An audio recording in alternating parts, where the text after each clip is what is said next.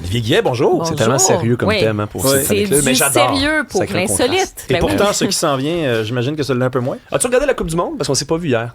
On s'est pas vu hier. J'ai regardé la Coupe du Monde. Quelques matchs, ouais. D'accord, mais après ça, pendant à peu près 24 heures, Marc Cucurella, qui est un défenseur latéral de l'Espagne, d'accord, a sorti du stade de MetLife, là où il y a eu la finale, avec de ce qui semblait être le fameux trophée de la Coupe du Monde dans un sac de linge sale. On va voir les images juste à l'instant. Vous voyez le défenseur à l'avant traîne un genre de... En fait, le trophée. Et là, ça créait le buzz sur les réseaux sociaux parce que les gens se disaient, mais voyons, le gars, il traîne un trophée qui vaut à peu près 110 000 $ canadiens dans un sac de linge sale. Mais c'est là qu'on a appris que les joueurs ont reçu une copie de Lego, d'accord? Chaque joueur a reçu ça. Lui, c'est juste qu'il l'avait, il l'a mis dans son fond de sac, puis il a dit « Merci, bonsoir, on le voit à l'écran. » Donc, à droite, dans le petit boîtier Louis Vuitton, se cache la vraie copie de la Coupe du Monde qui est là. Mais en fait, pourquoi je dis vraie copie, c'est que le fameux tournoi que tout le monde voit l'embrasser, là, puis il se le partage sur la scène. Et là, Donald Trump veut rester là parce que lui aussi, il veut l'embrasser comme tout le monde. Et là, cette fameuse... le vrai trophée, en fait, il est retiré immédiatement des mains des joueurs et retourne à Zurich, en Suisse, parce que on veut pas donner ce trophée-là à 110 000 $. Juste pour vous donner une idée, là, la Coupe Stanley, c'est 25 à 30 000 donc qui est en argent. Et une valeur inestimable, symboliquement. Exactement. C'est l'un des trophées qui date depuis... Écoute, c'est remis depuis 1974, mais je veux dire, c'est 18 carats. Ça a coûté... ça, à l'époque, ça a coûté 9 390 $ à produire. Bref, c'est un trophée extrêmement enviable et que depuis 2006, on ne laisse pas dans les mains des joueurs parce que sinon,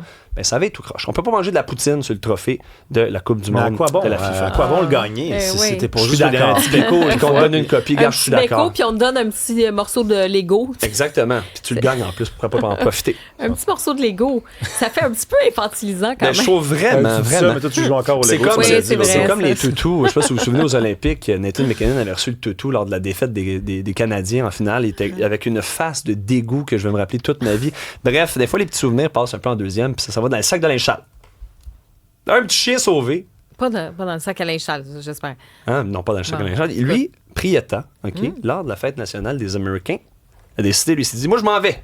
Je quitte. Et dans la baie de San Francisco, a plongé. Et là, par contre, il a dû nager pendant 40 minutes. Et là, c'était la panique. Vous voyez le petit pitou, il s'appelle Prieta.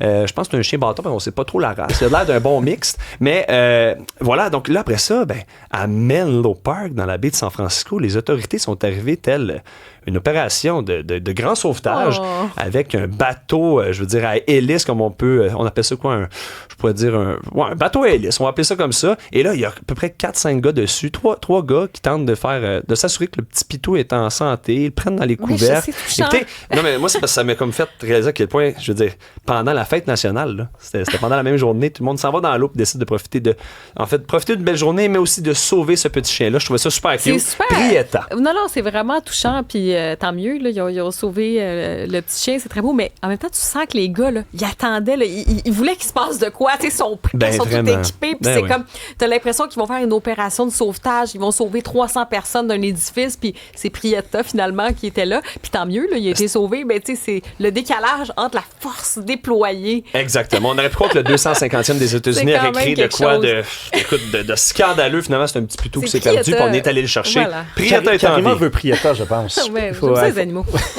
Et là, aujourd'hui, il y a une histoire de requin blanc. Je sais pas si vous l'avez vu dans le Journal de Montréal. Il y avait déjà Bella, Bella qu'on avait retrouvée aux îles de la Madeleine. Oui, il y a une couple de semaines. Bella, je vous rappelle, 3 mètres 1, 330 kilogrammes. Ça, elle a été retrouvée à peu près lors du 6 juillet dernier. Oh, Jaws. Et ça, on l'avait tagué il y a à peu près 1 an. Et là, on l'a retrouvée. Mais là, Bella a des amis. D'accord? On a ici, du côté de... on a Cross, OK? Oui, Cross, son prénom, c'est Cross, oui, un mâle au stade juvénile. On ne dit pas qui a créé ces noms-là. Exactement. Puis là, l'ordre, on ne sait pas trop parce qu'il n'y a pas d'identification en dessous, mais le Cross, je vais vous le dire, là, c'est 2,76 m, d'accord? Pèse à peu près 171 kg. Ça, on parle d'un adolescent.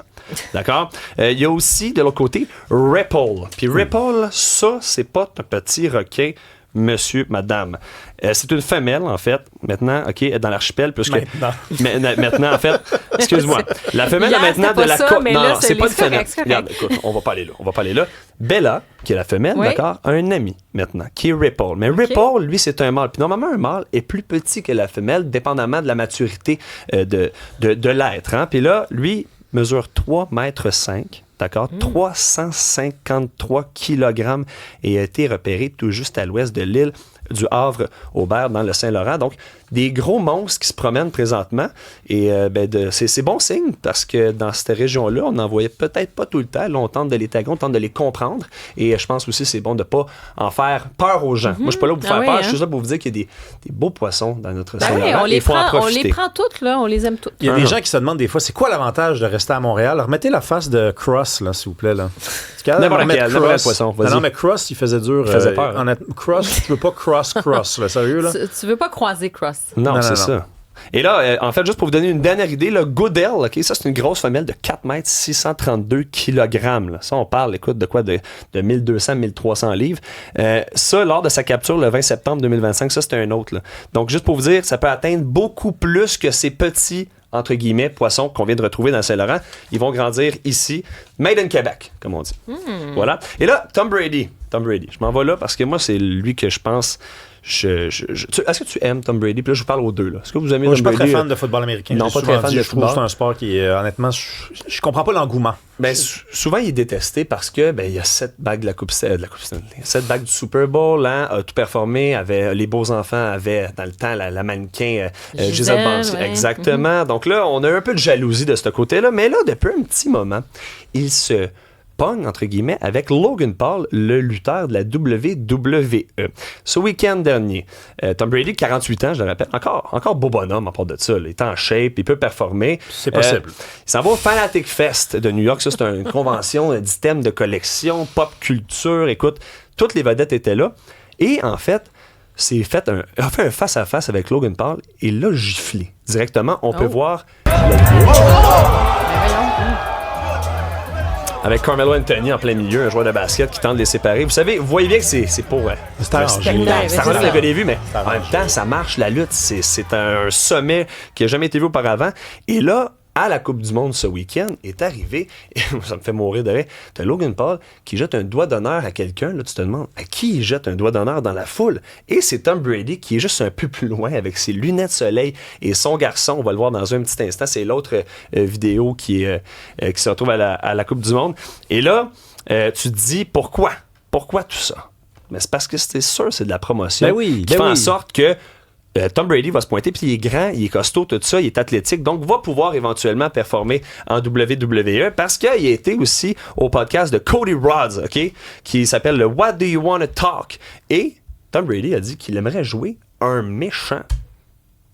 Crois-tu ça? Je veux dire, c'est le monsieur parfait, là. Il va jouer le méchant. Regarde, on le voit juste ici. C'est son image un peu, là. On le voit juste ici. Donc, on voit Logan Paul faire un beau doigt d'honneur à un homme qui est de l'autre bord avec son fils qui est c'est comme la ça. Classe. C'est la grosse Mais j'aurais classe. pensé que ce serait affronté dans le ring parce que les frères Paul font ça. Là, oui, absolument. Mais M. Logan Paul est blessé présentement. Donc, ça va venir. Ça va venir. Puis, on a une dernière petite nouvelle. Là, je pense que je l'avais indiqué, mais c'est... en fait, est-ce que vous trouvez ça sexy, quelqu'un peut-être qui peut prendre vos poubelles? Je les ai vues, les images. Le gars est en shape. Moi, ce que je veux montrer, en fait, c'est plus la réaction des gens dans la publication Facebook. Jean-François, tu vas pouvoir l'envoyer. C'est un peu de jalousie. Moi, je trouve ça plate, des fois, quand tu vois quelqu'un qui est en shape, qui se met devant les... Regardez ça, là. Je veux dire, il est musclé. C'est une campagne de recrutement, en fait? Pas du tout. Ça a été dans Spotted Service de merde, une page vraiment complètement au hasard sur Facebook. Puis là, on voit dans le caption... C'est possible de te mettre un chandail, c'est ton but de voler nos femmes. Bref, je trouvais ça hilarant, c'est une belle petite histoire. Puis le gars, il a bien le droit, il est en shape, le gars de chez Mollet. Ben, c'est ici, à ce moment précis dans l'émission, que j'annonce ce que je faisais hier. J'ai accepté d'aider les éboueurs de Montréal. Je ne voulais pas le mentionner, c'est sûr que le visage était caviardé. Oui, on l'a demandé de caviarder comme ça. Donc, c'est effectivement mon dos, mes jambes, mon short vert avec... Villemur. Ben pour le besoin de... Enfin, tout le monde a le droit de se faire... T'as pas dormi, mais t'as ramassé les vidanges. J'ai ramassé les vidanges. Merci, mon vieux. Bye-bye.